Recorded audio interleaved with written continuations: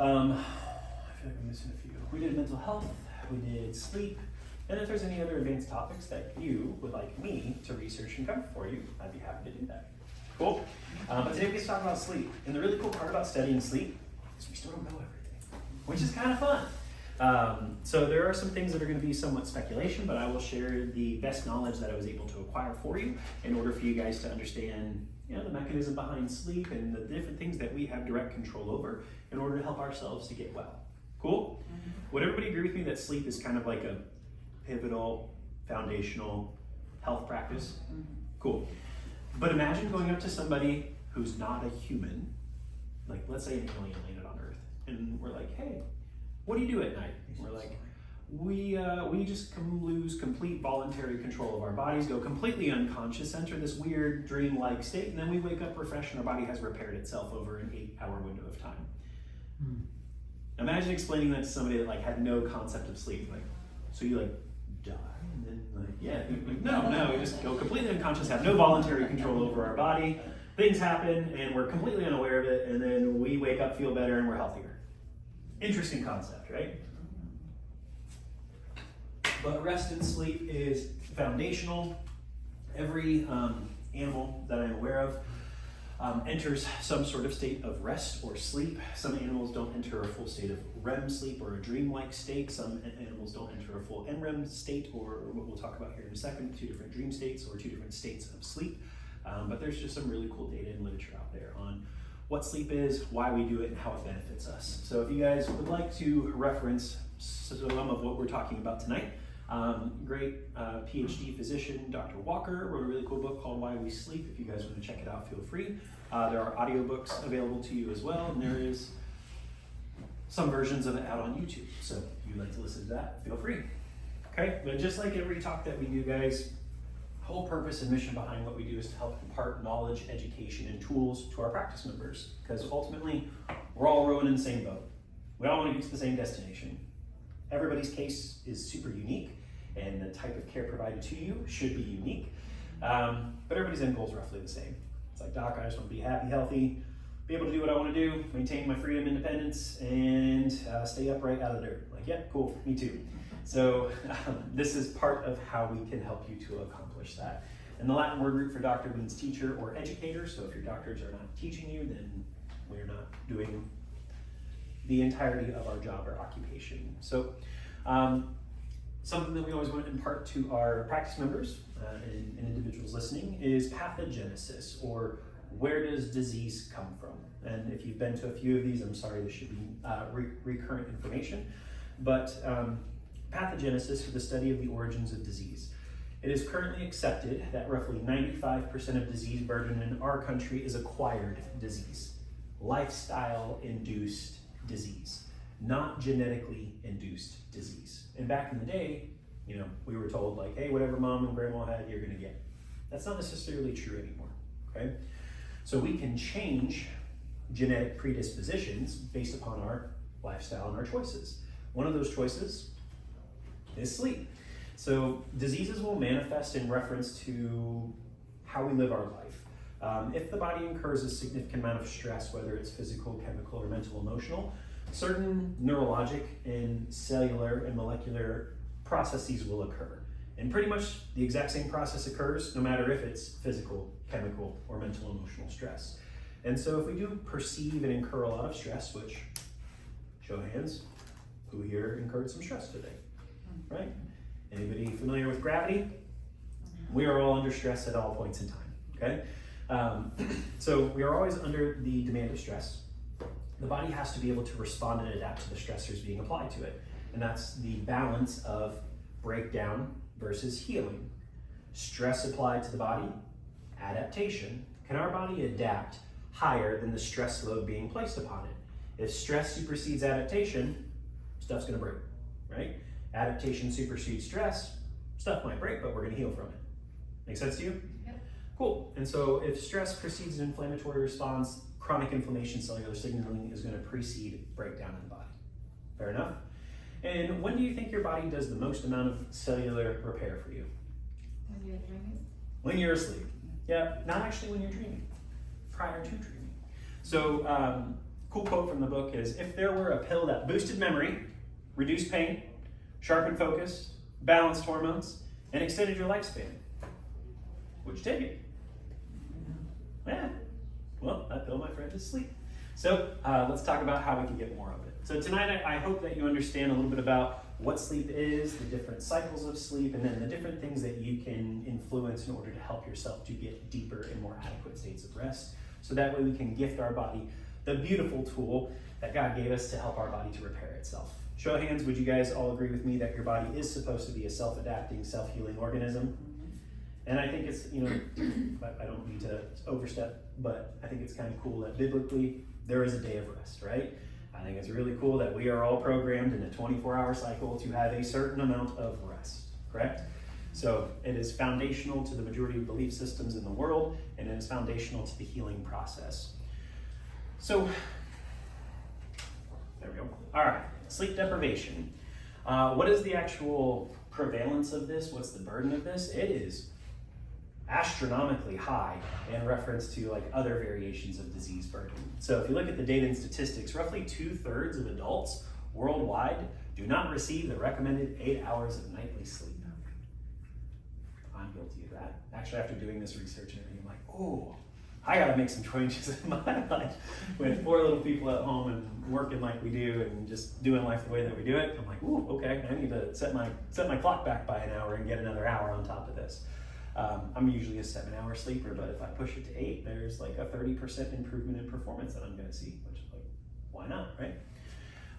In a review of literature, the global problem of insufficient sleep describes insufficient sleep as a public health epidemic, and it does dramatically contribute to all states of disease and all forms of death by a significant margin. And some global estimates put the cost of sleep deprivation worldwide at $818 billion per year. The US economic loss from insufficient sleep is estimated to be $300 to $433 billion a year. It's crazy, right? If we all just pushed our clock backs like 2 hours, we could put this money into something else. But insomnia alone costs the US workforce roughly $63.2 billion in loss of productivity in a year. And beyond workdays, sleep problems increase the cost of employees. From things like presenteeism and absenteeism. Absenteeism is like, dude, I'm just sick and I can't come in today. Presenteeism is, I'm coming into work today, but you're gonna get about 30% of my effort, right? And being an employer, presenteeism is a bigger problem than absenteeism. Sleep has direct costs associated with it, which is in the tens of billions of dollars. Again, the sleep industry is worth about $600 billion in our country, which is insane to me. And health and mortality, literally every single cause of mortality, whether it's cardiac, whether it's cancer, whether it's accident or injury or medical error, goes up significantly even if we start to lose an hour of sleep at night. They did a really cool analysis on years of life lost and associated with sleep patterns. A really cool study came out of China that was a little concerning, and I didn't quite trust the data because it was such a large statistic, so I did not include it in here because I didn't get to research it on the back end like I wanted to from like deep diving into that data, but it was like a 70% reduction, which I was like, that doesn't seem accurate to me. But the data I did find is that years of life loss on specifically short sleep cycles, even shortening sleep by an hour away from that like 8 to 9 hour window, does typically drop our life expectancy by about a year. Yeah, kind of crazy.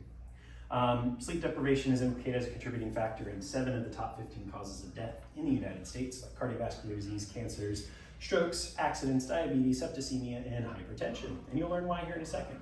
Did you guys know that there's a Guinness Book of World Records for consecutive days of no sleep? And since this guy did this back in the 1960s, they have since no longer accepted submissions for this due to health concerns. So the champion, which please don't go and try and do this, the champion of this is a high school kid back in the 1960s who was monitored by a medical doctor out of Stanford, but he went 11 days without sleep, 11 consecutive days. Wow. Yeah, but the crazy part is cognition and performance and things started to decline after 24 hours. So he kept himself awake by sheer willpower, and a cool part about this is afterwards, something that the research is showing is that you can't bank sleep on the back end and get your brain back to normal performance. It takes weeks to months to rebuild that reserve and get back to a normal sleep pattern if you go multiple days without the ideal number of hours. And you can feel a little bit more normal after about 2-3 days of more restful sleep, but cognition was still impaired for, I think in referenced in here, it was 3 months after this experiment that he didn't quite get back to normal rates of testing. How do you determine that 8 hours, this is a number that everybody has to have? Good question. It's the number of cycles of NREM and REM together. So each cycle of NREM and REM lasts somewhere between 90 and 110 minutes. And ideally you want to go through multiple cycles of NREM and REM. And in order to give your body that window of time, 8 hours is ideally what you're shooting for. So if you do, like for example, 4 hours sleep and then another 4 hours, that's not okay because then you cut your sleep. Yep, you really mix up some of the cellular signaling processes that occur. And then we're also talking about depth of sleep as well, what stage of sleep you're getting in, which I have kind of a conflicted opinion on, like the Oura rings and things that people are using to track their sleep because electromagnetic frequencies really mess with us, but it's a really good way to get that pertinent data. So it's like, it's damaging, but there's also a benefit to it, so it might help you, but it also might come at an expense or a choice or a consequence. So if you ask me my opinion on it, the answer is I don't know yet. Okay, but I do know that electromagnetic frequencies mess with us. I do know I have other cases where people have had chronic wrist pain or radicular symptoms or disturbances, and we removed that electromagnetic stimulus from their body and symptoms went away. So it does play a role. But over this 11-day window of time, here is the degradation of his process.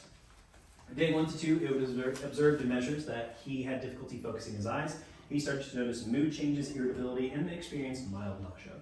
Day 3 through 4, pronounced irritability, poor short-term memory, and started to slur speech. This is very important to understand because slurred speech, if a cop pulls you over, what are they going to think or assume? Which is kind of interesting because if you go 24 hours without consecutive sleep, it is the equivalent of blowing 0.1 BAC, which is vastly above the legal limit in reference to cognitive performance, neuromotor control of your body, which you'll see the statistic here in just a second. 5 to 6 days no sleep, hallucinations began, paranoia and confusion about the identity of people. And this is also really cool because over a 24-hour period, if you start to have consecutive nights of poor sleep, your brain, like part of communication and part of how we interact with each other as a community and as a society is peer and social engagement, right? We all learned through COVID that community is very, very important to our health and well-being, yes? That's also why solitary confinement is a high level of corporal punishment.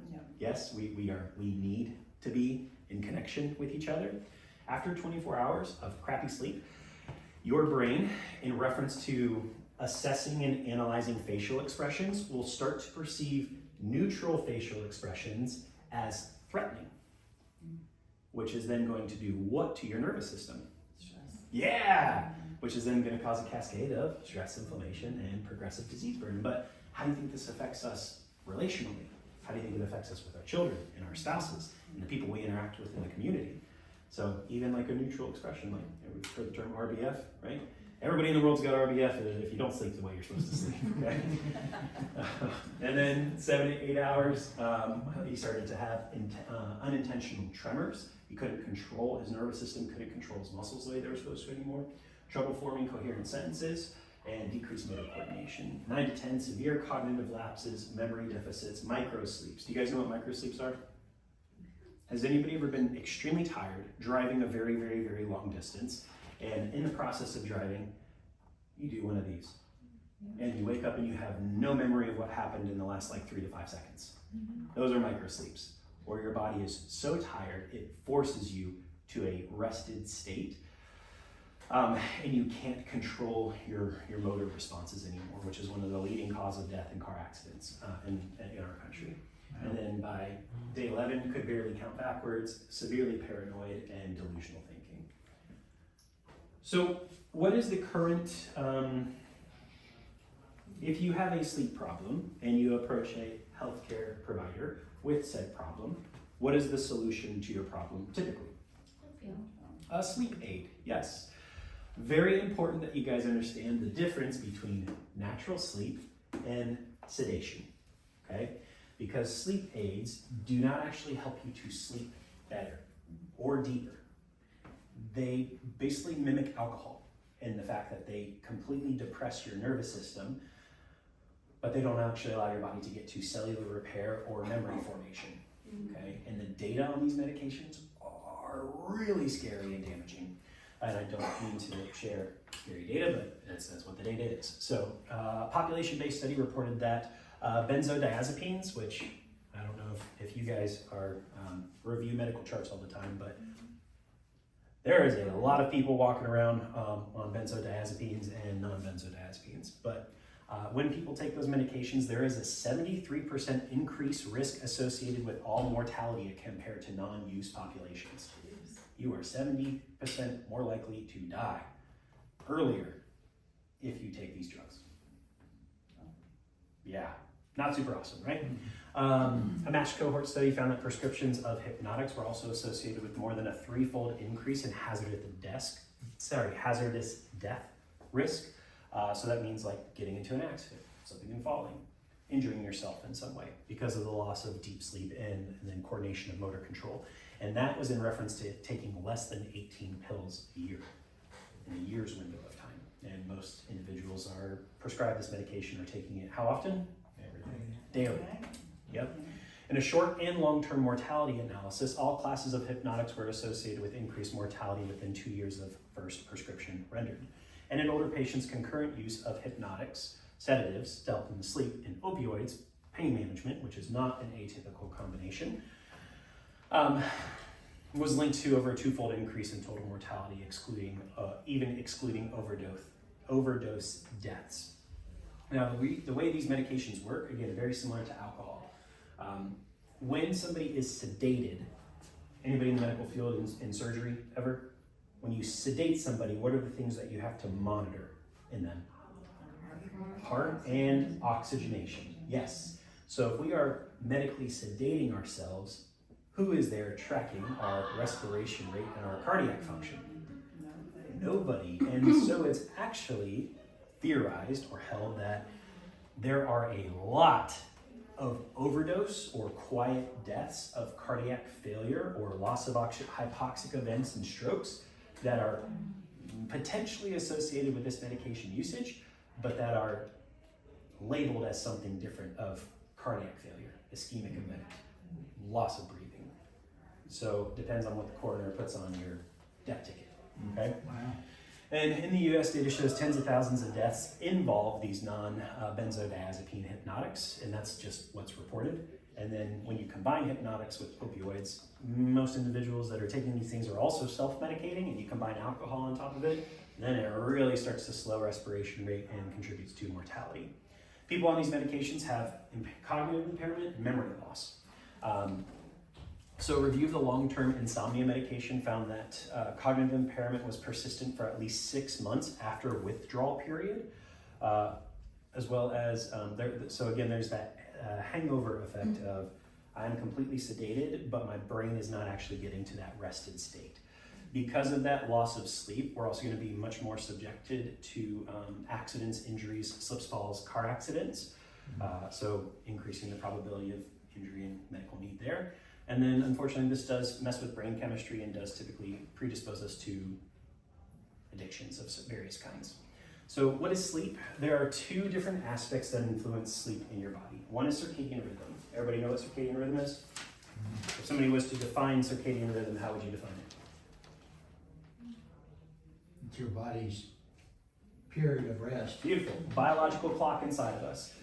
Everything runs on a 24-hour cycle in reference to the sun. Good, nice job. But your body biologically actually runs on a 24-hour and 11-ish minute clock, which is kind of interesting. So the brain biologically is hardwired to run on a 24-hour cycle, but we know with the changing of seasons and the rising and the setting of the sun is like our checks and balances for our own internal biological clock.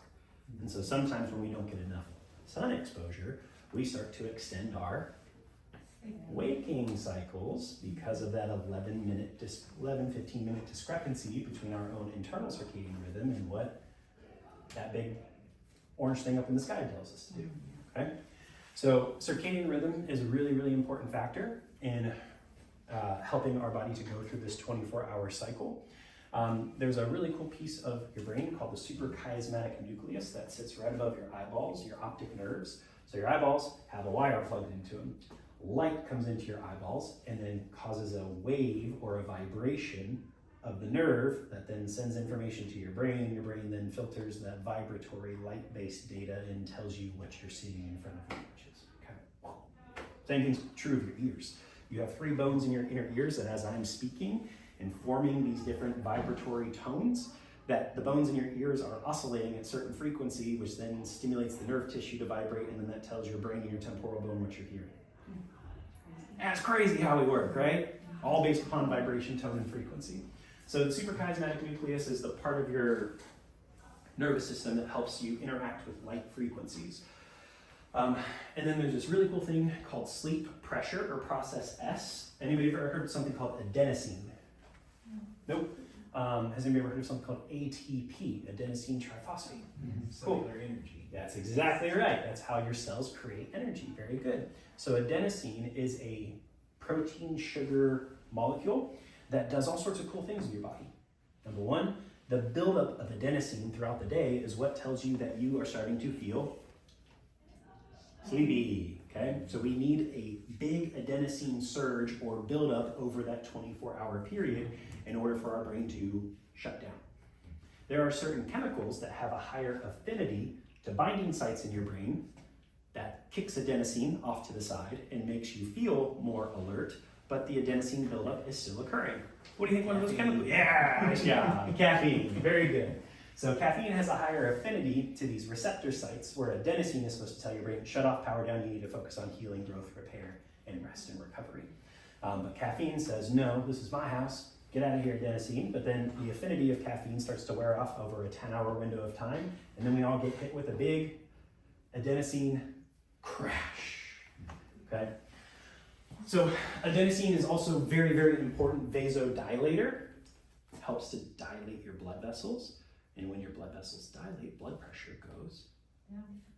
Oh, so cardiovascular health and well-being. Adenosine is also very important to the elasticity of the blood vessel and the relaxation of the blood vessel. Adenosine is also very important in reference to thermoregulation, or regulation of heat and temperature in the body, inflammatory responses. Okay, so yes. Does sugar does the same thing as caffeine? Say that again, please. Is sugar will do the same thing as caffeine as well? Kind of, in a different way and mechanism. It'll influence blood sugar, which will influence hormones, which will influence adenosine. So yes, just a different path to get there. Good question.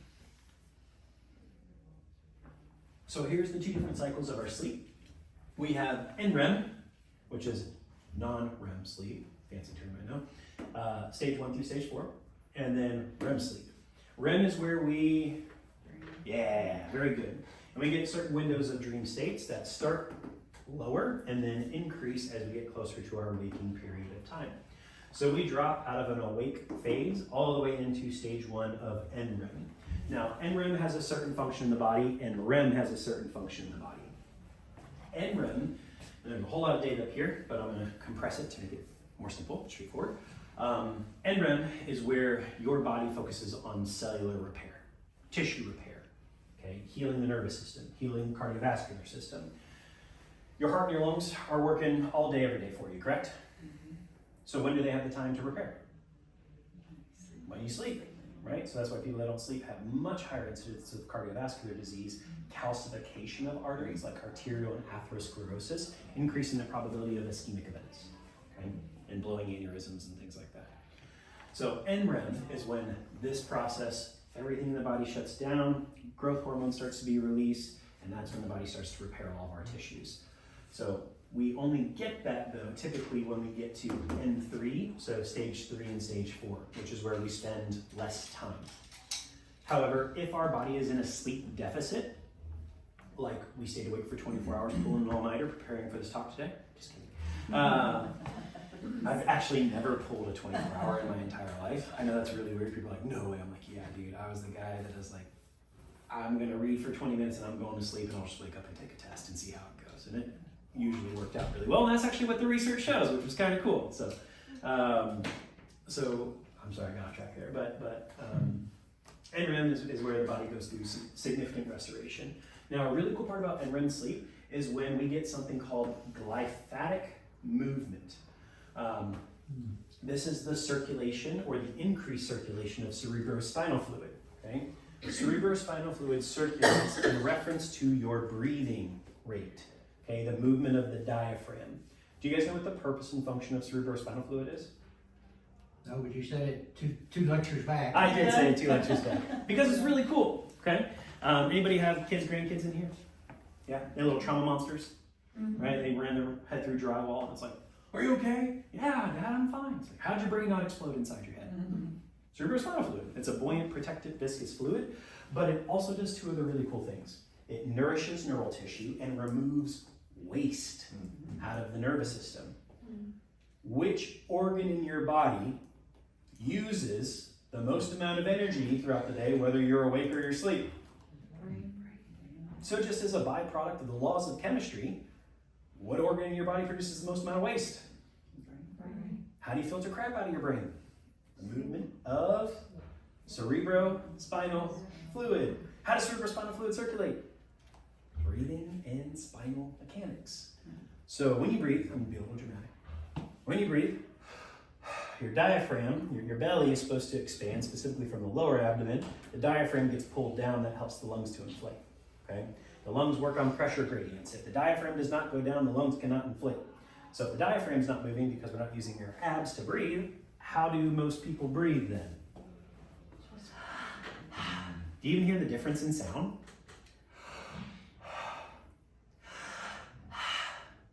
Shallow and high pitched, deep and low pitched, correct? So then we use all these accessory tissues in our traps and our scalenes and our ribs, and it's like, "Doc, I carry so much stress and tension up here." I'm like, "I know, you're breathing wrong." Right? So, "Doc, how do I breathe wrong?" Like, I breathe it all day, every day. He's like, "Well, and if you look at babies versus adults, you'll see it right away. Like if you really intentionally look at how an infant breathes, what happens? Their bellies just. And if you look at an adult breathe, especially if they're stressed out and sitting at a desk in front of a computer, what will you see? Yep, about 10,000 shoulder shrugs a day. It's like, why are my traps so tight? Yeah, makes sense, right? We're using the wrong muscle to do a certain mechanism. But when we breathe with our abdomen, our head and our butt, they move a little bit. And this is true because now you are in a non-weight bearing position, so they get to wiggle a little bit more, which is great. But your occiput and your sacrum act like a mechanical pump, a well handle, and that's what helps pump cerebrospinal fluid around your system. And so since we downregulate our heart and we get to take nice deep diaphragmatic breaths, especially because our brain's turned off and we restore to a more normative state, that is when this system gets to shine and we get to flush crap out of our brain. Cool? That's also why, as a byproduct of getting adjusted, cared for, and having decent spinal mechanics, most individuals will communicate like, "Hey, there's not so much pressure in my head," or "I'm clearer now, I have less brain fog, my cognition's improving." I even have some individuals that are very well connected to their system and be like, "I feel like a warm flushing going down my leg." That's super cool. I don't know how you're doing it because I can't perceive and feel it, but that is most likely what you're perceiving. So NREM is where we need to be to repair tissue in the body. REM is where we get to relive our emotional experiences that we've gone through in the day and help our body unprogram the learned stress response from the interactions that we've had. So that way when we have those memories or those things are brought to the surface or we have that same interaction in the future, we don't go to that severe fight or flight mechanism. And you'll see some cool data on PTSD here in a minute. REM is also where we start to move. In NREM, specifically stage 2, this is an important thing I wanted to share with you guys. That is when, in stage 2, that is when we move memories from short-term to long-term too. So if we're skipping stage 2, or we're living in stage 2, then we don't get as much tissue repair. Or if we skip stage 2, then we don't get as much memory and recall. Cool? Cool. And so you asked a great question earlier, man. So why do we need an 8-hour cycle? Because we want to go through roughly 4 to 5 of these cycles a night, and each cycle takes roughly 90 to 110 minutes. So that's why we want to get close to 8 hours of sleep in order to honor that healing process of both short-term to long-term memory conversion, tissue repair, glyphatic movement, and then relearning and reorganizing our neuro-emotional and social experiences. Okay? And so this is going to say pretty much the exact same thing, just packaged differently. Again, so NREM, body repair mode, memory recall, tissue repair, high levels of growth hormone.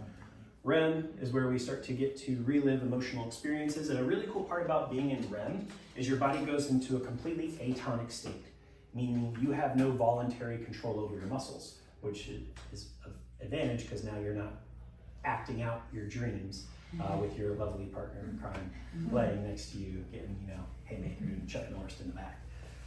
So the cool part about that too is if we can't get to a REM state, then you'll have a lot more movement in sleep as well. So that's also if you're sleeping next to a partner, like you move the entire night. It's like, well, you're not doing a really good job getting to a deep REM state, which is where you're going to be helping your body to downregulate from that sympathetic dominant state. What is the tax of sleep loss? So these are all the crappy things that happen when we don't get good sleep, guys. Our sensitivity to pain goes up. Our receptors start to say, hey, things hurt more. Okay? Even after one night of sleep, the threshold at which pain fibers fire will go down. If the threshold is lower, it means it's easier to overcome. Okay?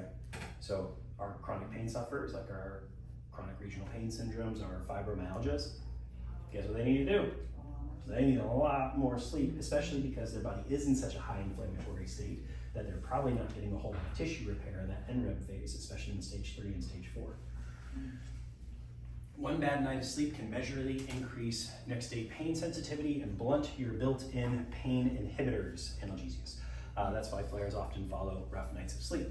Also, it's not atypical for us to come up to you, and as we're caring for you, like as we start to touch your body and squeeze your Achilles tendons and we feel the tension in your tissues, has anybody, at myself or one of the doctors, been like, hey, Kim, did you sleep pretty bad last night? And you're like, oh, how did you know that? It's like, well, I got some pretty telltale signs here.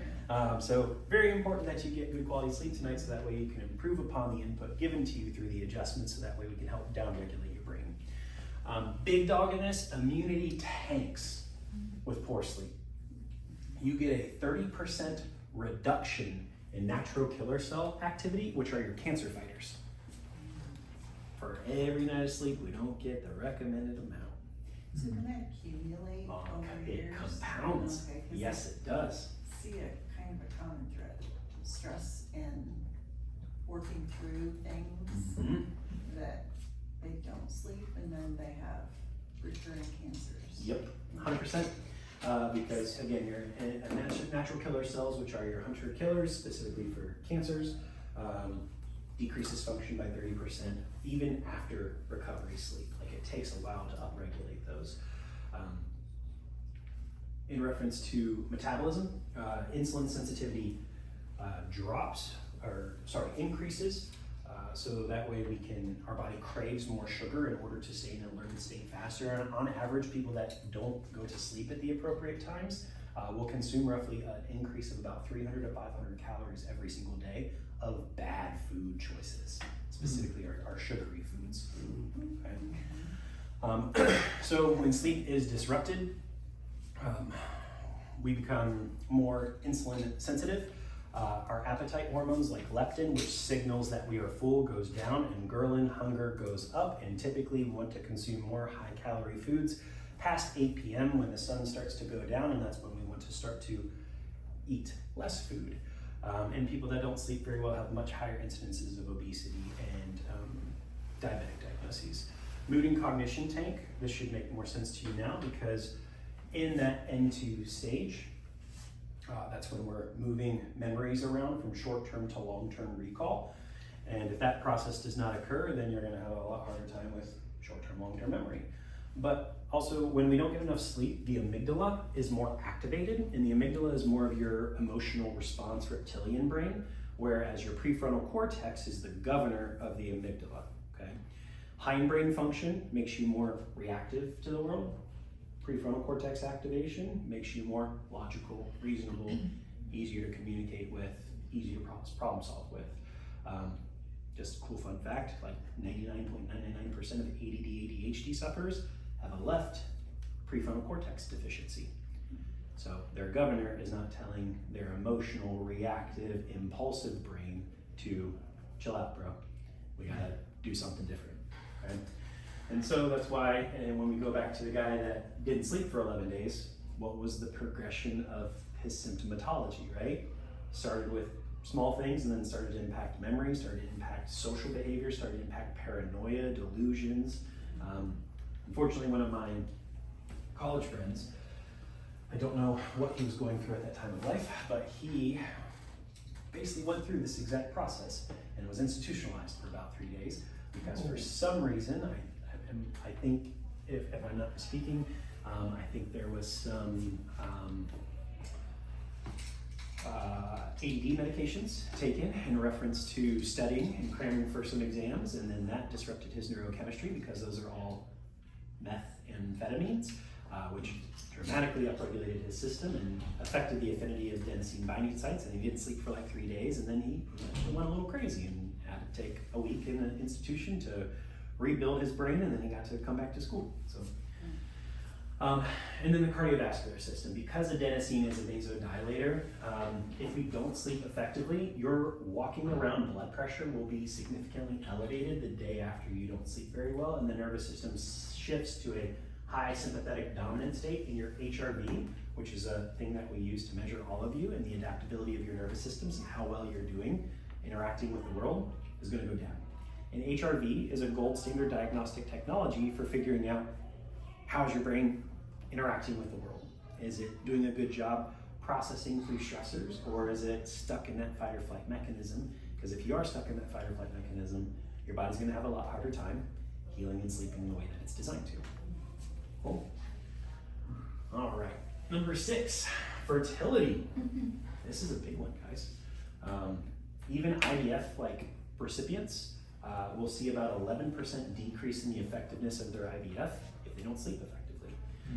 During sleep, this is when our body releases gonadotropin-releasing hormone from the pituitary gland. Gonadotropin-releasing hormone is the stimulating hormone that tells your testicles and your ovaries to make testosterone, progesterone, and estrogen. If this hormone is not released, guess what your ovaries and your testicles don't make? Testosterone, progesterone, and estrogen. And guess what we need to be releasing in order to have a normal ovulatory cycle? Also, ovulatory cycles, sperm motility, and morphology is very, very dependent upon what we're eating, because leptin and ghrelin, the appetite suppression and hunger hormones, are very, very correlative to how much adipose tissue or fat tissue you have on your body. And the more fat tissue we have, typically the more satiation goes down and hunger goes up. And if those two are out of balance, so are your sex hormones. Your metabolic hormones for digestion of food are directly related to your sex hormones for the purpose of reproducing. But we also know that testosterone men have a really significant impact on our brain function, on our lean tissue mass, on our bone density. Ladies, the same is true of you. Okay? So that also influences luteinizing hormone and follicular stimulating hormone. Luteinizing hormone, there's a luteal phase of your menstrual cycle, and there's a follicular phase of your menstrual cycle. So if these hormones are not released in the appropriate combinations at the appropriate times of the month, roughly a 14-day period of time and a 12-day period of time, you cannot have normal ovulatory function. 1 week of less than 5 hours of sleep lowered daily testosterone or daytime rates in men by 10 to 15%. And if you compound that over months to years, it's pretty significant. You guys know, like, the average 30-year-old in our country right now has testosterone levels of 60 to like 250, and they should be in the like 6 to 7 months. Yeah. So it's like, yeah, and the whole fertility argument too, it takes 2 to tango, right? Like, and a lot of that blame and shame gets held on by who? The woman. Yeah, and she's the one who's really pursuing that. But women, and we're getting older and older as we decide to start families, women's ability after the age of 30 to repair DNA that should have been there in the sperm, because men, our sperm, will start to have, the morphology of the sperm will start to change. It will have more genetic disruptions in the code that it's trying to pass on to the egg in order to create a full human. And the cool part is, prior to the age of 30, women's bodies are very good at repairing men's DNA in order to create a baby. After the age of 30, women's bodies are not as effective at repairing the deficient genetic code from the sperm.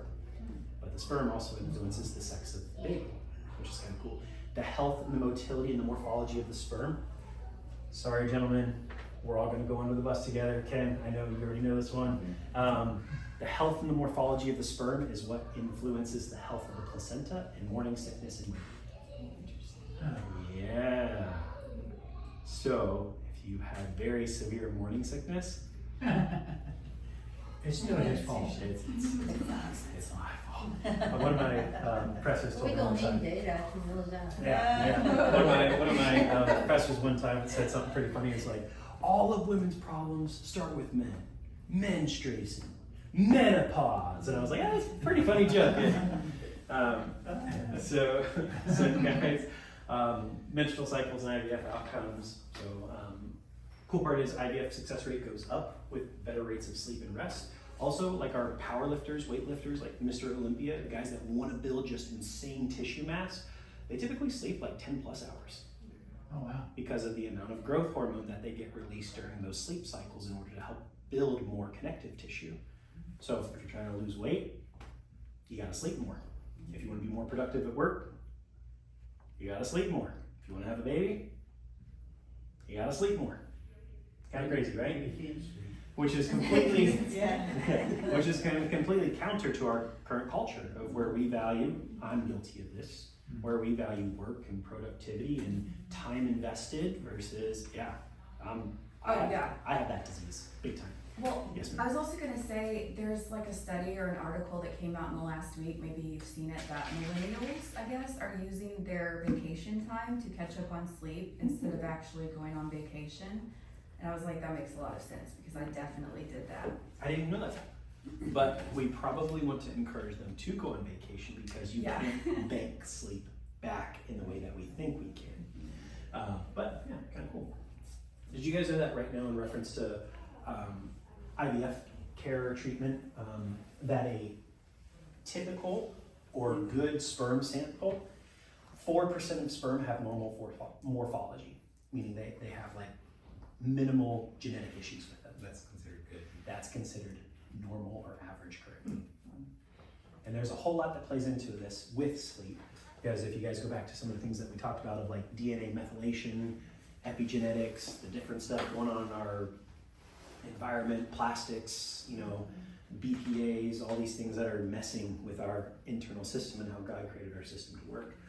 So the 30 and up that haven't conceived yet is freezing eggs isn't gonna affect that whatsoever. No, I wouldn't think so, because the repair process comes Happens from inside. the body. Okay. Really cool thought. I didn't have that thought. Thank you for sharing. Yeah, one of the nieces, I'm second. Yes. Yeah. And so that's where, unfortunately, as we do age, we typically pack on a little weight. We don't move as much, don't exercise as much, we don't sleep as much. And so pushing off conception and starting families later in life is showing a pretty significant difficulty for a lot of individuals. So invisible tax of sleep, when we talk about accidents, reaction time, and mortality, 17 hours awake is, from a reaction time standpoint, in cognitive motor function, is the equivalent of a 0.05 BAC, blood alcohol volume. 24 hours awake, 0.1. You are legally drunk and can no longer coordinate your motor functions effectively. 1 night of 4 to 5 hours of sleep triples your risk of micro sleep events at the wheel. This is from the National Institute of Traffic. Motor vehicle and workplace accidents, drivers with less than 6 hours of sleep are 33% more likely to be involved in car accidents. Less than 4%. 4 hours raises the risk by 11 times that you will be in a motor vehicle accident. I cannot tell you how many people I talk to that are like, tell me about your sleep. And they're like, well, I sleep pretty good. I get about 8 hours. I was like, okay, cool. is it like a consistent 8 hours? Or you're like, no, I like sleep 2 hours here and I wake up for 30 minutes and I sleep another 2 hours, I wake up for 30 minutes, and like sleep another 2 hours, I wake up for 30 minutes. I was like, you are 11 times more likely of getting an automobile accident because of that sleep pattern. Sleep deprived medical residents, super cool thing from the book if you guys want to listen to it or read it. The guy that created residency, created the residency model and program, was a severe cocaine addict. Lovely. And so he Okay, that answers my question. didn't prioritize sleep. Yeah. And so that's why residency programs are like, you live in the hospital, you're on 36-hour cycles of no sleep where you're treating patients constantly. It's like medical errors shoot through the roof in reference to surgeries, misdiagnoses, just not really good standard of care. When I ruptured my Achilles, you want to know, I didn't think about this in this way, but it brought the memory back as I was doing the research for this. My surgeon, who's a lovely, amazing person and did a great job, which I'm not hating from, so that she was pretty cool. The first thing I asked her when she walked in the room, I was like, hey, how are you doing? She's like, great, how are you? I'm like, good. How'd you sleep last night? And she's like, I slept really good, thanks for asking. I'm like, great. Nice answer. And I was like, now we can start surgery, cool. But I did it innately, like I didn't do it out of, but it's kind of cool looking back. I'm like, oh, well, that makes sense. And then unfortunately mortality, chronic less than 6 hours of sleep is associated with an increase of all causes of mortality across everything measured, and people that sleep at less than 5 hours have a 15% increase of death from any cause versus 7-hour sleepers in a 20-year follow-up study, which is a very long study window to follow people around monitoring their sleep over time. So the really cool part about NREM sleep or REM sleep is the effect of what it does in reference to norepinephrine. Okay, when norepinephrine is very, very high and we don't get to a REM state of sleep, this is in reference to like our PTSD sufferers, our individuals that have severely traumatic experiences. And statistics suck, guys, but like 1 in 5 women have had something not super awesome happen to them, which is not cool. PTSD sufferers, this is very, very applicable to this. I spend my Monday mornings and my Thursday afternoons prior to coming into the office and before you guys show up caring for trafficked women. So I work with a company called Rest Stop Ministries, and I get to serve them and help them with their neurologic rebuilding from abuse and addictions. I've been doing that for 6 years now. So it's very fun to work with these guys, but it was really cool to understand this now and the impact that the chiropractic care that we have on them. Like I knew it, but I didn't know the dramatic impact that we were having. Really cool research out of Florida. Jay Holder, who's a PhD and runs an addiction treatment center down there, is a chiropractor. He uses auriculotherapy and chiropractic care. And in Miami, Florida, relapse rate in most clinics are somewhere between 70 to 80% in a 30 to 90 day window of time when somebody enters a program. Once he started to apply chiropractic care and auriculotherapy, relapse rate dropped to Wow. 0. You can check this research out if you want to Google the Holder Research Institute. Super cool. So because I'm the technique we use here, torque release technique, that's the technique that he founded and he uses. And so it does some really cool things in reference to brain chemistry and nervous system stimuli, which is why we fell in love with this technique in the first place. Crappy part about it, not great at changing spinal structure. So we had to pair that technique, for those of you that have been with me for many, many years. It's like, well, doc, you've changed things over time. It's like, yeah, data's changed. Clinical outcomes we can get better outcomes by pairing this with this, and you gotta do this, right? And so after taking pre and post x-rays of a lot of patients over like a year window period of time, not a whole lot of structural changes were occurring, but people were getting better. It's like, well, why? The nervous system was changing. But we can create a longer lasting effect by rebuilding the spinal column and putting it in the appropriate position, so that way the tension on the nerve tissue can vibrate the way that it's supposed to, and that then allows you to solidify and hold that change over 5-10 year windows of time, which is really cool. And so that's why things have changed here in our office over that period of time. But anyways, when we have high levels of norepinephrine, we have a really hard time getting to this REM state, okay? if we can't get to REM state, we cannot dissociate what happened to us with the memory.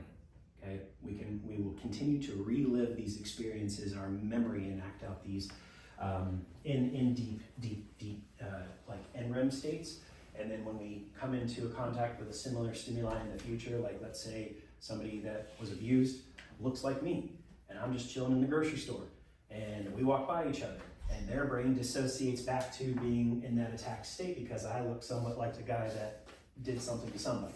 Does that make sense to you? Mm-hmm. So the only way for these individuals to dissociate, not in a bad way, but a good way, the traumatic stress response from the lived experience is to get into REM state, which is really cool. And so some of the newer individuals that are in the mental health field are really focusing on cognitive behavioral therapies. And one of the primary principles of cognitive behavioral therapy is teaching these individuals how to have better lifestyle factors that help them to get to deeper states of sleep and rest. Because yes, the therapy is important, but the brain already has a built-in healing mechanism for the purpose of traumatic experience. It's just we gotta be able to get there. And they can't get there if norepinephrine's incredibly high. Kind of cool, right? Yeah. So, and I know in my life, I'm sure just statistically, probably somebody in everybody's life, we have somebody that's incurred pretty severe trauma. And so imparting this knowledge to them could potentially help them to get themselves unstuck. Cool. All right. And so that's exactly what this talks about, okay? Really cool in reference to kids and academic scores. So there is a big push kind of in the world, in the world marketplace, to have school time start later. Okay, and there's a couple places that were studied here. One is in Wyoming and one is in Minnesota, where they moved back school start times from 7 a.m. to 8:55 a.m. and the average SAT score of their students went up 220 points. Wow. Now, the crazy part about this, and I know it's frustrating, but our teenagers, their biological circadian rhythm is different than yours, than mine, and than babies. Their biological clock is shifted, where our adenosine buildup starts to occur around 7, 8 p.m. in reference to sundown. Their adenosine buildup is delayed. It takes them closer to 10 to midnight for that buildup to occur, for their body to shut down and get to NREM and REM states. So when their body biologically has a really hard time powering down, and we try and make them go to sleep at certain times, sometimes it doesn't work that well, and they stay up late into the evening, and then we try to wake them up at 5 in the morning to hop on the bus to get to school. Now they're running on 4 hours of sleep, right? And if they're in the process of growing memory formation and cognitive development, and they're not getting to deep NREM and REM states of sleep, then we're not getting the growth hormone needed to be released in order to grow nice and tall, to build tissue, and to repair the cartilage, and all the things that we're talking about with you guys. So it's really cool. Actually, I was like, man, we should petition our community to be like, hey, let's push school times back, and it would be really nice to get into work without school traffic, which would be great. But yeah, push school start time by 8:55, so I don't have to sit and skip. Do we know why that happens? Why they're rhythm shifted? I don't know the answer to that. It may have been covered, but I don't have it in my brain today. Okay, but yeah, their biological circadian rhythm is delayed into the evening. Maybe it's because, this is speculation, maybe it's because their body is better at generating energy. Like their ATP production is a bit higher than ours, right? Like they are cellularly more efficient than we are. So maybe it takes longer to produce the adenosine byproducts because their cellular processing is more efficient than ours. Just a There's a lot speculation. of other processes going on Yeah. too during that age. Yeah, just a speculation. That's kind of just out of pocket there. There was something on the news about that the other day, about pushing the times. That would be a great thing Yeah, in for Wilson the. County for the buses. Nice. That would be a We're doing great it for thing buses, but it looks like it's gonna be a benefit in more ways than that. to academic learning, to the health of our little people and the future leaders of our country, right?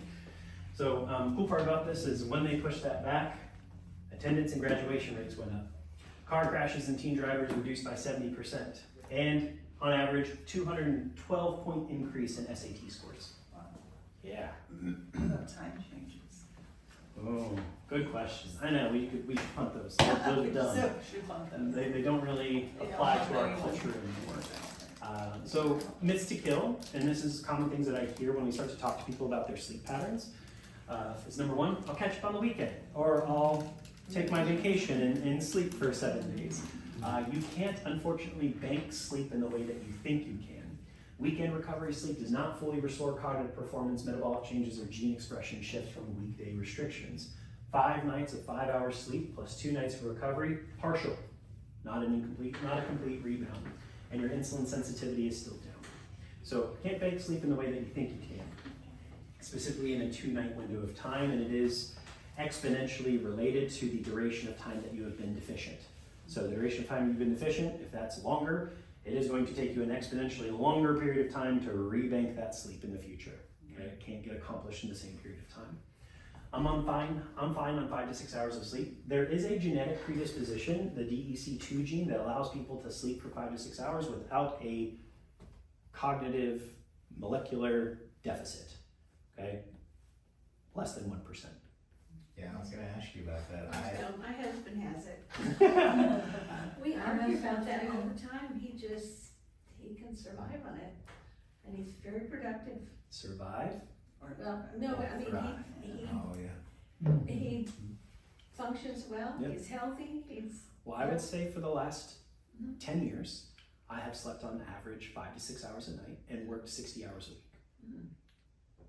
There is a point in time where you gotta pay the piper. Yeah. And I'm starting to experience it. he's 75, he's still. Gotta start to make some lifestyle changes. Okay, but I'd be curious to How do see, you change that?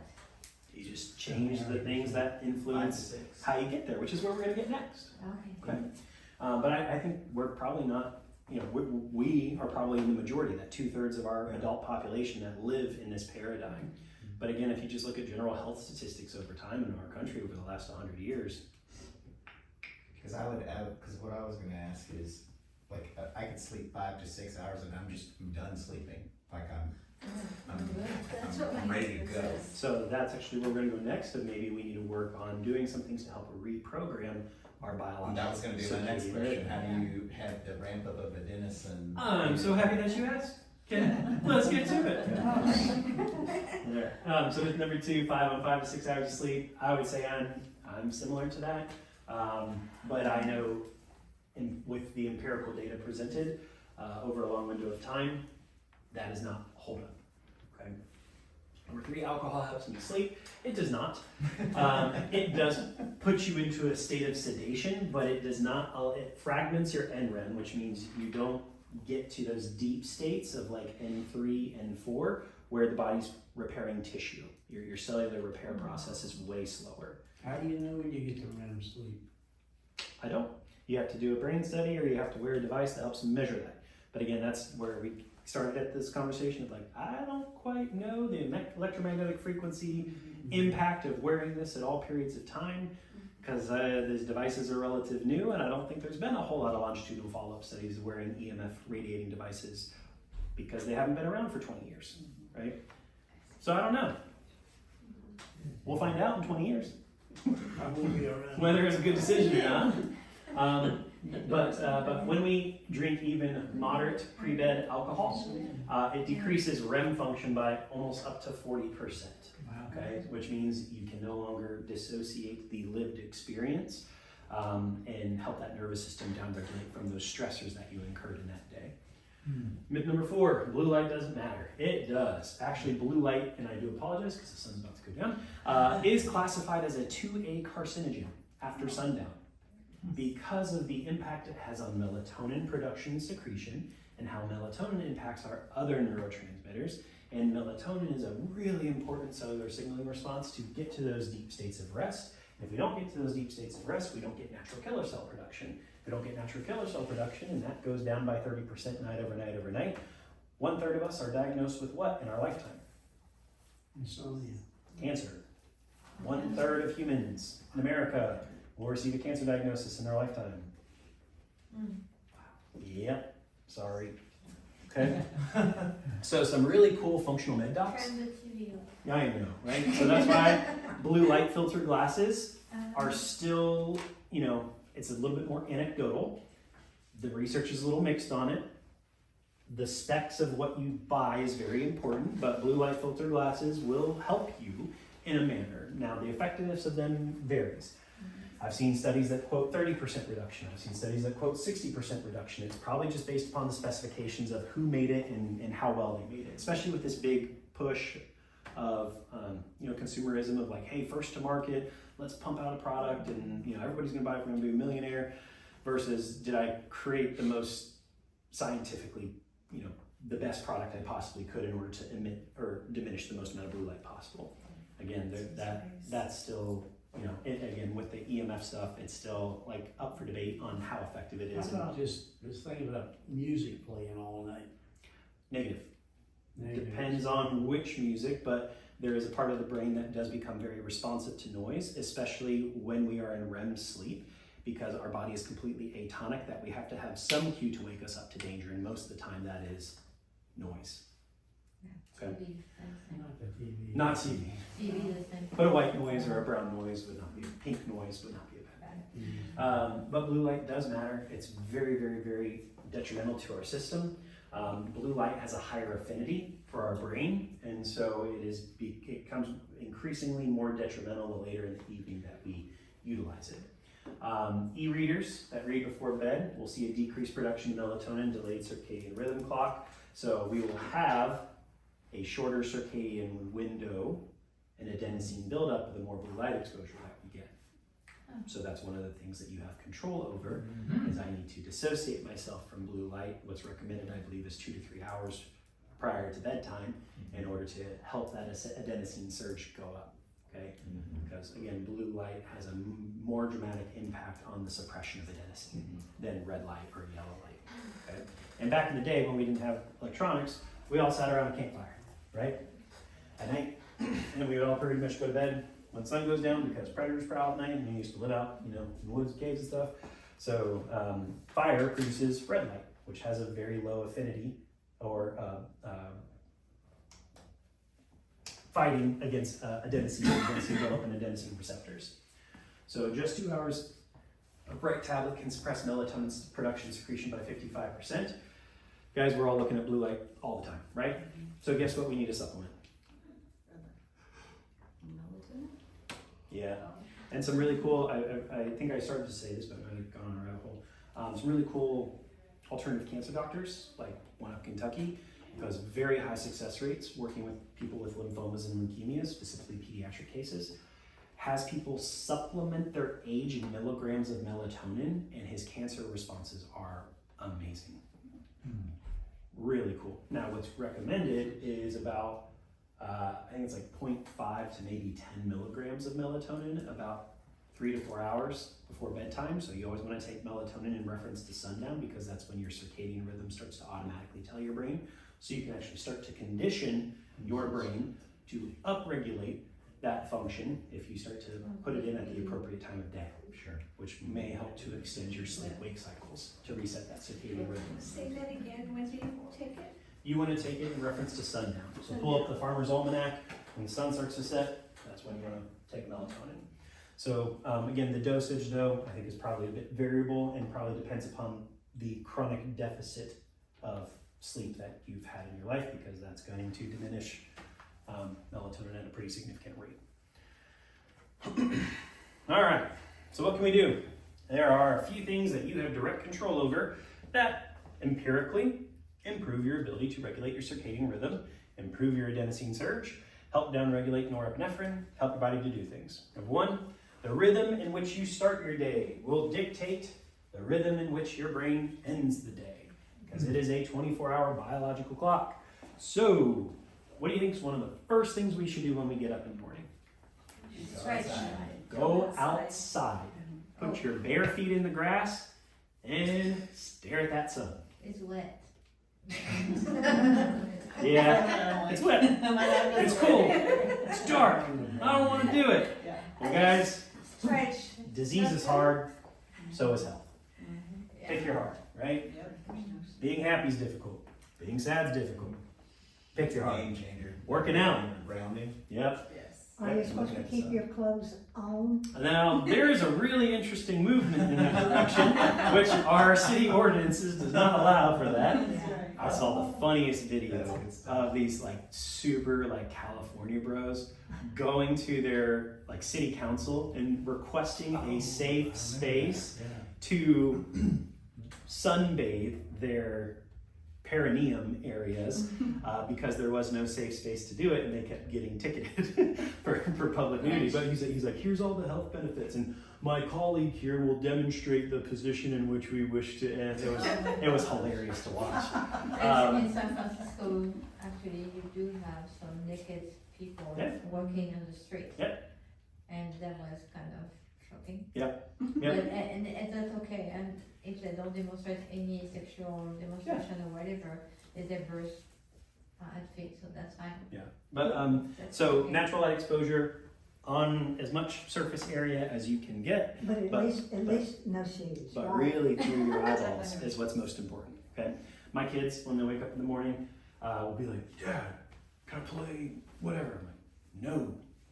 The first thing you see in the morning, you are going to go outside, stand in the grass, look at the sun, and then we'll start our day. And so that's served my family very well over the years. For how long?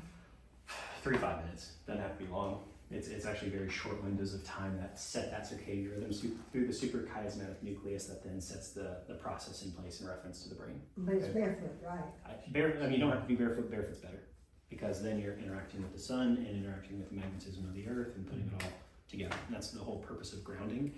Grounding has some really cool antioxidizing effects See, for I the body. listen to you. I appreciate that. Thank you, Susan.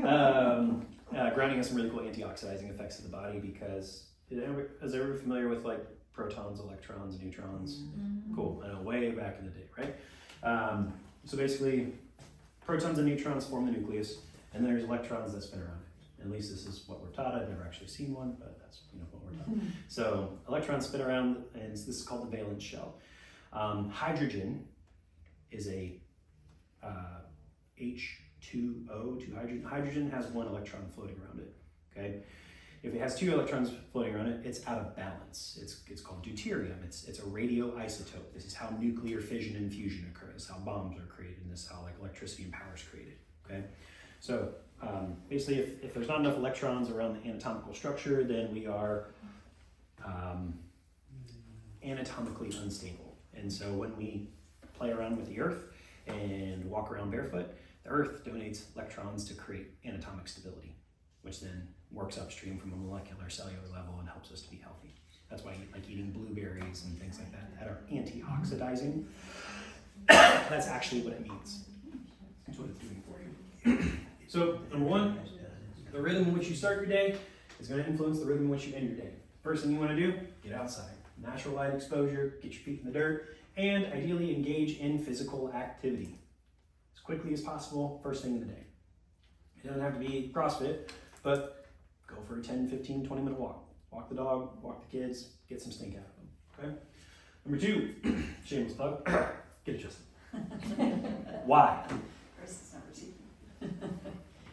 Why? Corrects things. Why? What's the adjustment for? What's it do for your body? Orientation, there's a way that you say this better. I appreciate that. Helps your brain process data. Okay? So if the brain's processing crappy data, how's that going to make our nervous system feel? Crappy. Stressed. Less efficient. More stressed out. Higher cortisol levels. Stress response, right? When we get adjusted in the upper neck and the pelvis, what does it do to our nervous system? Makes us tired. Relaxes us. Yeah. Drives a parasympathetic activation. Helps down-regulate the nervous system. Exercise. That's a pretty easy one. Chrononutrition. Eating the right things at the right time of day. Efficiency of our bodies decline with age, so unfortunately the demand for supplementation does increase because we just don't have as much of what we need in order to repair tissue at the rate that we did when we were 18. And that should be fairly self-explanatory to anybody over the age of 18. It's like, yeah, when I sprain an ankle, it takes me an extra day to recover than when I was 18. Cellular processes occur slower because we have more deficiencies, toxicities, and the body becomes less efficient. So more good stuff, more good fertilizer we can put in the soil, better recruits to the areas that we need it in order to repair various tissues. And then creating the right environment. Sleep is super dependent upon environmental stimuli. So these are all the cool things about chiropractic care, chiropractic adjustment, but your spinal structure, specifically the sagittal balance and the rates of curvature of your column, influence how much tension is applied to that nerve tissue. That affects the vibration of the tissue, and that affects how well your brain performs. Okay, your spine is also made up of roughly 33 bones, 28 vertebrae. Anybody ever played the game telephone before growing up? There's like 30 kids sitting in a circle, and one kid whispers something to one kid, and then by the time it gets to the 30th kid, message is all crappy and distorted. Your spine is a game telephone, okay? There are 33 relays along that line. If every single segment that information passes through, there's abnormal tension on nerve tissue, it's gonna put its own little spin on that data traveling from your toes to your brain. And by the time it gets to your brain's like, dude, I have no idea what you want from me, but I will do the very best with the information you just provided me. And then I will organize it and then send a response over the body, which may not be accurate in nature. Research shows us the abnormal tension equivalent to the weight of a dime can distort neural impulses by 60%. Wow is right. Because if you start to look at people's spines and you're like, dude, you're 20 millimeters this way and 6 millimeters this way, and you have supposed to have a 42-degree curvature and you have a 2-degree curvature. That's a lot of tension on nerve tissue, guys, and that makes it really hard for the body to perform the way that it's designed. So spinal dysfunction alters the autonomic nervous system, or how well the brain regulates stress. This is very well studied in reference to measuring heart rate variability in chiropractic patients. Neuroplastic changes in brain activation. Getting adjusted activates different parts of your brain, specifically your prefrontal cortex. It gets you out of hind primitive brain function and puts you in higher executive function. Logic, reason, decision-making, focus, attention, social engagement, peer engagement, just better brain performance. The part of our brain that doesn't fully develop until like 20 to 25. When you get adjusted, it lights that part of your brain up by 20 to 30%. Really cool study out of New Zealand by Heidi Havoc, who's this amazing researcher, power woman. She speaks like a sailor. She's got a New Zealand accent. She's really fun to listen to, and she's beautiful. So if you want to check out her data, it's really, really cool. Okay. Chiropractic care. What do people see chiropractors for mostly? Things hurt, right? But if you're sleeping crappy, your pain threshold is lower, which means you're going to feel a lot crappier. And so when we get you nervous system regulated and sleeping better, pain goes, yeah, they should. And then parasympathetic activation, resetting the nervous system. So getting adjusted, doing your dinner roll, doing things that help improve spinal posture mechanics will help you get to sleep faster. Okay. What can you do in reference to chrononutrition? Protein, carbs, and fats. These are our macronutrients, but we want to eat certain ones at certain times of day. Specifically, the one I'm going to highlight, carbohydrates. 3 to 4 hours before bed, shorten sleep latency. Okay, so carbohydrates, the appropriate amount of them at the appropriate time of day actually upregulate tryptophan function and absorption. So when we talk about eating through our plate, and this is what I teach my kids, we want to eat certain food groups in a certain order. Okay? Ideally, you want to start with your fibers, and then you want to shift to your proteins, and then you want to finish with your carbohydrates.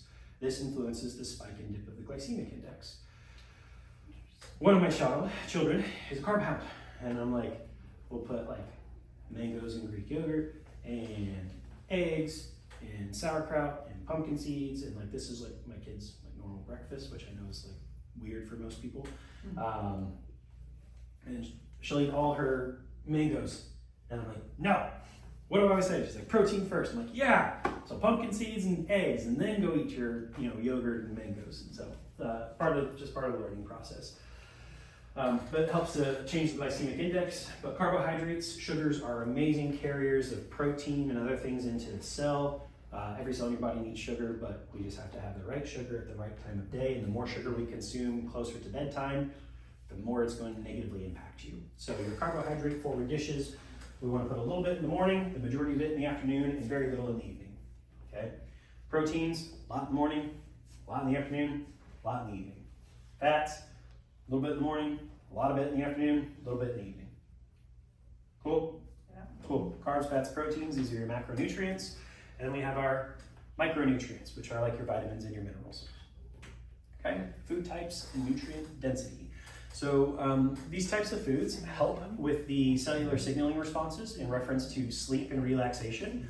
One is magnesium-rich foods like pumpkin seeds. Pumpkin seeds are also really good for what kind of infections? Parasites. Nice job. So I pump my kids full of pumpkin seeds. because we all have parasites. Okay. Also really cool about these magnesium-rich foods is they dramatically influence something called GABA. GABA receptors of the brain. GABA is a really important thing to understand in reference to mental and emotional well-being, depressions, anxieties, and PTSD. Calcium, like coming from our, just be careful about your dairies and where it's coming from. Sardines, leafy greens, very important for melatonin synthesis. B vitamins, but not just B vitamins. What kind of B vitamins, guys? Yeah! Say it again, Karen. Methylated B vitamins. Very good. If you look at the back of your pill bottles or your supplement bottles and it says cobalamin, or it says folate, or it says anything else like that, and doesn't have the word methyl in front of it, you are getting a very, very crappy product, and it's actually increasing the probability of disease and cancer in your body. Great. Yes, so I'm taking it. how things are formulated is very, very, very important. So we want methylated, M-E-T-H-Y-L. It should say methyl in front of it. What foods can you get that from? Same ones as these guys. Okay. Sardines, leafy greens, protein. Methylation is very good from protein, specifically animal sources. Quinoa has a complete complex of branched amino acids as well. But these guys are the coenzymes to serotonin and melatonin pathways, so we need B vitamins and primarily stored and produced in the liver, but very, very important. And then polyphenols, like tart cherry juice is a very common additive or something that people typically consume around 7, 8 p.m. that does typically show, gets them to a more rested state. Also people taking like milk of magnesium baths or putting magnesium spray on their feet also typically helps the sleeping process. Okay. Chrononutrition, meal timing, inserting circadian rhythm cues. Big breakfast, light dinner. Cut caffeine off at least 8 to 10 hours prior to bed. What would be best is just try to not consume caffeine altogether, but getting caffeine from like chocolate, green tea, not the worst things in the world, just the overconsumption of coffee, because the majority of coffees have a lot of what's called mycotoxins in them. And actually in the state of California, Starbucks is legally required to say that this coffee may cause cancer. Because it does. Okay? All right. So you want to eat with the rhythm of the sun. When the sun's coming up, eat pretty good. When the sun's at its peak, it's when you eat the most. When the sun's going down, it's when you eat the least. Self-explanatory? Cool. All right. What can I do? So these are the different supplemental things that we can do. Okay, magnesium glycinate. The majority of the magnesiums you're consuming are probably going to say magnesium citrate. Yes. Which is Or citrate, where Yep. part of the country you came from? Yep, citrate. Which, guess what? Your body doesn't absorb very well or utilize, and it causes a lot of byproducts and issues. So you need magnesium glycinate. Some individuals genetically do better with magnesium succinate. You have to figure that out for yourself through various testing. But magnesium helps to increase GABAergic tone and receptors. 200 to 400 milligrams 22 hours before bed. Can improve that. If you take too much magnesium, you will know it because you'll get diarrhea. Glycine, glycinate, same dog. Okay. L-theanine, it's an amino acid, helps the body downregulate. Tart cherry extract, natural source of melatonin. And then low dose melatonin. Again, I think this data here is quite variable based upon individual phenotype and genotype. 0.3 to 1 milligram. Cancer people say your age in milligrams probably has to take a little bit of experimentation between all of us. Okay. So if you take like, we're taking vitamin B6 and B12 Mhm. and magnesium, Mhm. should we do cancel some what was the other thing? Melatonin, like 4 hours before bedtime and at the sun down? I didn't quite understand the question. When the sun sets, Mhm. should we take all that together? Oh, like when do you take your supplements? Yeah. Oh, good question. I don't know the answer to that one. I would say probably the best times of day would be the times that are most influential to circadian rhythm, sun up or sundown. First thing in the morning, last thing at night. Or take certain ones in the morning and take the other ones at night. Sir? Would you say instead of drinking the tart cherry juice, eating cherries so you can get the fiber benefit to mitigate the insulin response? Ultimately, all supplementation and pharmaceutical medication is mirrored off food or normal functions of the body And so all medications are typically either excitatory or inhibitory of a normal process. We're supposed to get all this stuff from food, right? Supposed to, but food supply has been messed with, so that makes it a little bit harder. All right, guys, first thing in the morning, gotta get outside. That bright light synchronizes your circadian rhythm and advances melatonin onset the next night and boosts alertness during the day. 5 to 10 minutes of outdoor activity is greater than 1,000 lumens. Within 30 minutes of waking, entrains the suprachiasmatic nucleus far more efficiently than indoor light, which is on average about 100 lumens. Morning sunlight is 10 times stronger than indoor light, and as little as 2 minutes of bright daylight first thing in the morning can suffice. So you ask me how long? 2 minutes. 10, 30 minutes would be great, because you're going to pair that with aerobic activity in order to improve everything else in the body, but that's what you want, okay? So sunlight before screen light, that is a principle that we have in our house. Consistent wake time matters, because most of the time we use our phones as alarm clocks.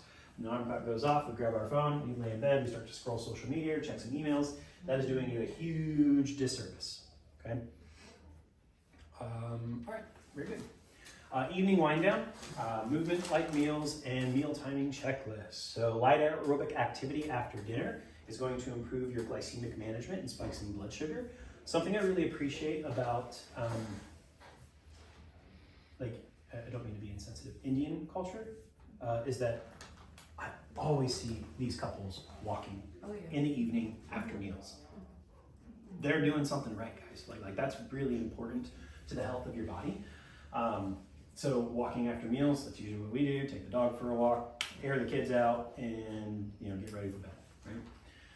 So short walks post meals helps with that glycemic spike and helps improve sleep, especially because that glucose, especially if you're like me and you work late hours into the evening, and you're eating later in the evening, you have to have a way to offset that expense or that choice. Or just choose not to eat altogether, because intermittent fasting is not bad for you.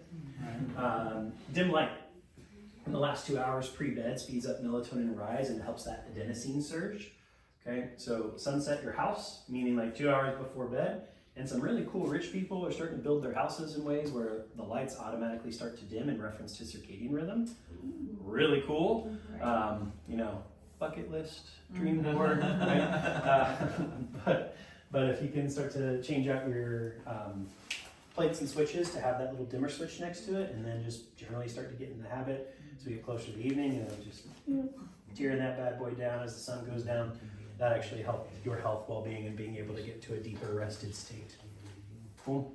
Late eating after 8 p.m. is associated with longer sleep latency and poor sleep efficiency, meaning your NREM stage 3 and 4 is going to be impacted. Okay. Bedroom setup. Ladies, you're not going to like this one. What is the optimal sleeping temperature for the body? 62. It's in the mid-60s.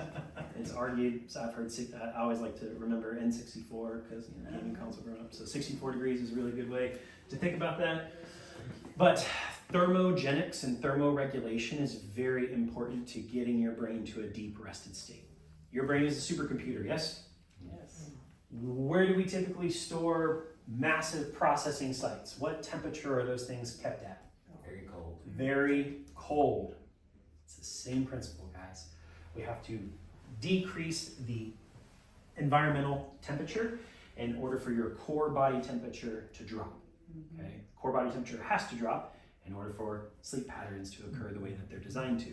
So taking like a really relaxing, warmer shower or bath and then getting into bed will help cause vasodilation. And then once you get exposed to cold, that'll all shut and move to the middle. And then if you leave your hands and your feet cold or exposed during the sleep, that'll also help with the thermoregulation of the sleep patterns. And some people just do that naturally, where they pull the sheet up and keep the feet out. 65, you don't see me. I'm Yes. physical.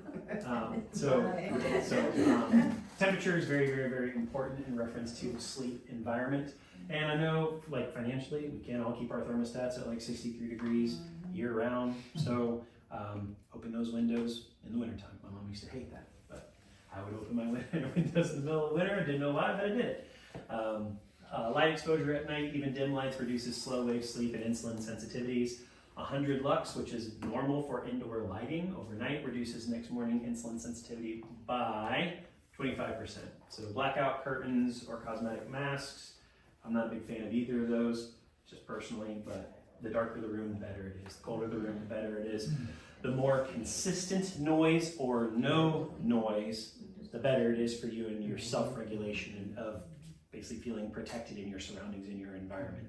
So Frank, you asked about TV noise earlier. That's not the kind of noise that we're looking for. So white noise, brown noise. I did read a really interesting pediatric neurodevelopmental study though, which I thought was super interesting, that they're associating chronic white noise usage with delayed verbal development. What about rain? I like the sound of rain too. I'm down for that. Okay. How about, sitting in front of a computer all day? Yeah, awful. Not I recommended. do that, but that'll cause you not to be able to sleep. Disrupt your melatonin secretion and production, right? And that's the majority of our workforce. What about dreaming? Do you know what level, because I dream a lot, does that mean I'm in REM sleep? Dreaming happens in REM, sir. Good. Yep. And REM is where your body, again, relives experiences and helps to reorganize your stress response to environmental cues That's crazy, but I'm sleeping good. and lived experiences. So that's good. Now, we just want to make sure that your NREM is appropriate as well, because that's where you do all the tissue repair. And with you being an amazing triathlete, tissue repair is very, very important for your continued athletic performance. Okay. And you're ready to make him quiet when he's dreaming? Well, his body should be doing that on his own. It should go completely atonic, so we may not be getting those deep rested He's states. always trying to do something. Neck and spine posture dramatically influence airway, how the airway opens and closes, and that will influence oxygenation. If your brain becomes hypoxic, you're not getting enough oxygen, your body is going to wake itself up, right? So they make these cool pillows now, and you guys all know what dental rolls are. You should. You're practicing over here. Cool. The dental roll company does make a dental roll pillow. This is not meant to be a sales thing, but it's the only pillow I know of in the world that has randomized control trials and longitudinal follow-up studies with it, and pre and post imaging after usage, where it does show a dramatic improvement in rate of cervical curvature, how the airway opens and dilates to increase oxygenation. It also shows about a 200% increase in blood flow to the brain. So guess what pillows we use in my house? Those are the ones, all the stuff they teach you about is what we apply in our lives as well. But it's the only, and I may be wrong on this, that might just be miseducation, but it's the only pillow I know of in the world that actually has solid data and long-term data associated with it. Okay, you guys can get them yourselves if you want. Go to the general website. They do get shipped from Australia, so like $180 for you. I can get them a little bit cheaper, wholesale, like $150. So if that's something you're interested in, let me know. I can point you in the right direction. Cool. All right, but spine posture, very, very important to that. What about lace? And I have one and I love it. Oh, good. Happy to hear. And your next name. How do you spell that? Denneroll. The doctor's name's Adrian Denneroll, and he's lovely out of Australia. So every product that he creates is called a Denner roll because his name's Denneroll. Super sweet guy, like super sweet guy. Got to hang out with him for a while. He's a nice guy. So 10-3-1-0 rule. No caffeine 10 hours prior to sleep. No food 3 hours prior to sleep. No screens 1 hour prior to sleep. Just zero alcohol. Yeah. If you're going to consume it, try and do it around lunchtime or early day, but that is not super productive to your work-life balance, so please be conscientious of that. Okay? Get out of bed strategy. So this is really important because if the brain is associating your bedroom environment with a period of wakefulness, it is going to dysregulate you and make it harder to get back to sleep. So if you do wake up at night, guess what you should do? Change your environment. You should. If you are one of those individuals that are like, I wake up every night at 12 o'clock and I'm awake for like an hour. I just sit in bed and read. Like, reading, yes, great activity, but low light exposure or no light exposure ideally. Really what we should do is try and find a new dark place, dissociate ourselves from the bedroom so that way our brain doesn't recognize the bed as an awakeful pattern. It's called conditioning.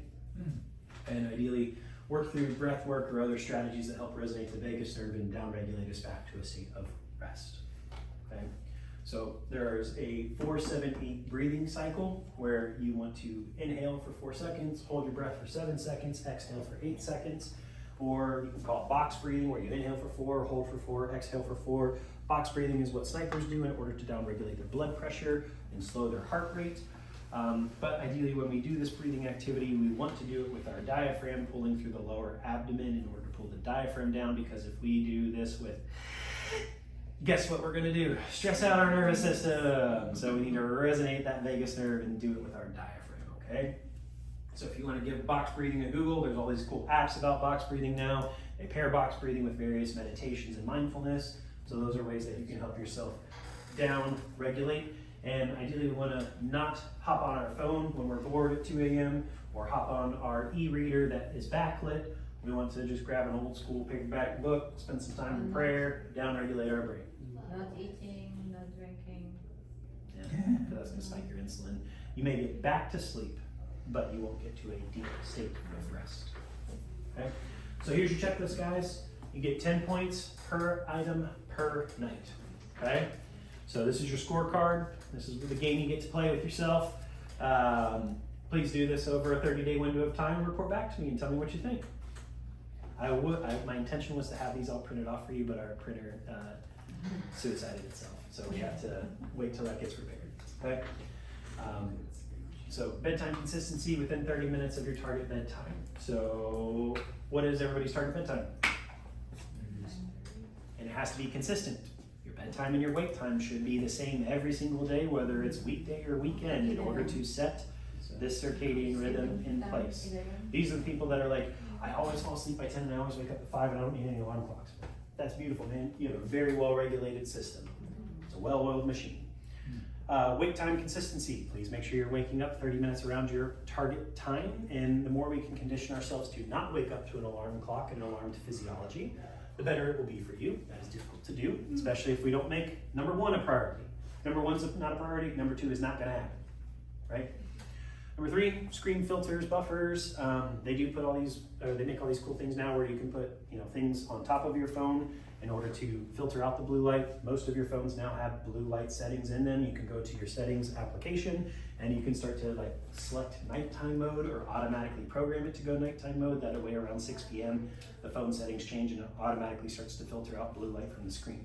You are still getting artificial light exposure. It's just not the same light that has the 100 times affinity versus the 10 times affinity. Okay? Morning light. The rhythm in which you start your day is going to influence the rhythm in which you end your day. Movement. Please, the first thing in the morning, go for a walk, and especially post-dinner in order to regulate those glycemic spikes. Room temperature, cold. Caffeine cutoff, no. Alcohol cutoff, really no.